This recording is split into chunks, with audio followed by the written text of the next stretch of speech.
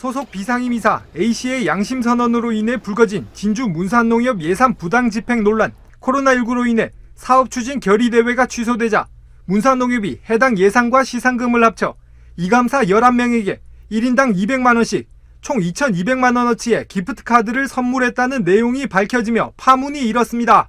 A씨의 양심 선언에 대해 문산농협 측은 현금이 아니었으며 임원진 사기 진작과 친화력 도모 등 사업 목적에 부합해 큰 문제가 없다고 해명했지만 논란은 쉽사리 가라앉지 않았습니다. 농민들의 불만도 커지고 있습니다. 농협의 역할과 예산 집행 내역의 의문을 제기하며 기자회견을 자청한 겁니다. 사업 추진 결의대회 자체가 목적이 불분명한 행사였고 취소 이후 불용 처리해야 할 예산도 마음대로 사용했다며 명백한 불법 집행이라고 지적했습니다. 진병영 함양군수 예비후보가 긴급 기자회견을 열었습니다. 진 예비후보는 이 자리에서 함양 로컬푸드 담당 직원인 계약직 근로자 A씨가 농민과 소상공인들에게 돌아가야 할 판매 대금 수억 원을 횡령했다고 주장했습니다.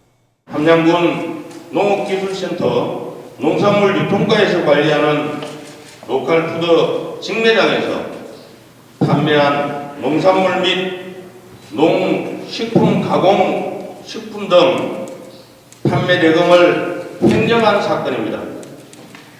횡령 금액이 무려 2억이 넘는다고 합니다.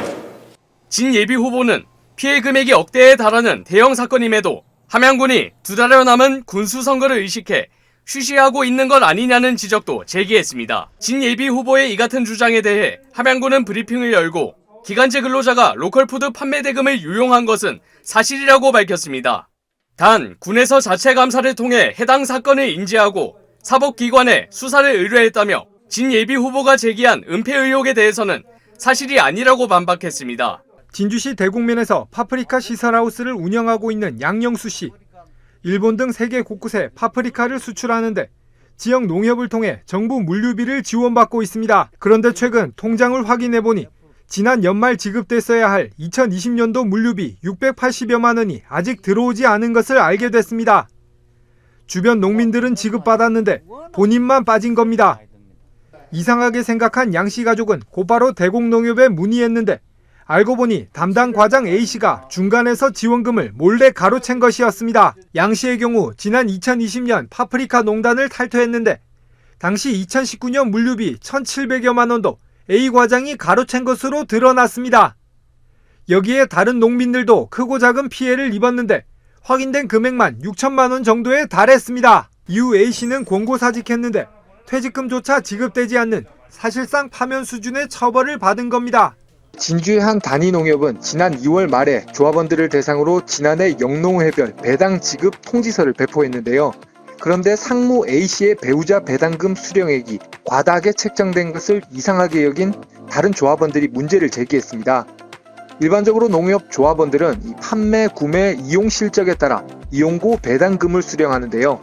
그런데 A씨의 배우자는 이 소규모 농사를 지으며 관련 물품들을 구매했는데 다른 조합원들보다 훨씬 많은 배당금을 받은 겁니다.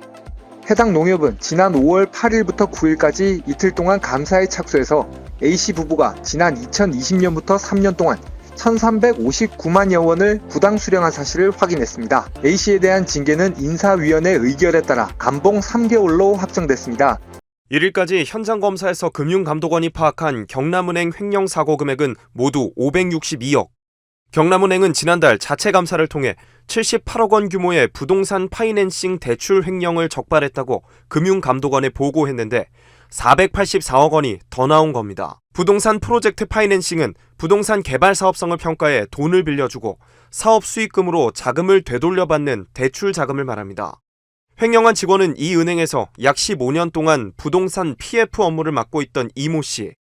이 씨는 지난 2016년부터 부실한 PF 대출 상환 자금을 가족 명의 계좌에 이체하거나 자금 인출 요청서를 위조하는 방식으로 가족법인 계좌로 이체하는 등 560여억 원을 빼돌렸습니다. 금감원은 경남은행이 장기 근무자를 순환인사 원칙에서 배제하는 등 기본적인 내부 통제가 이뤄지지 않았을 가능성이 있다고 보고 있습니다.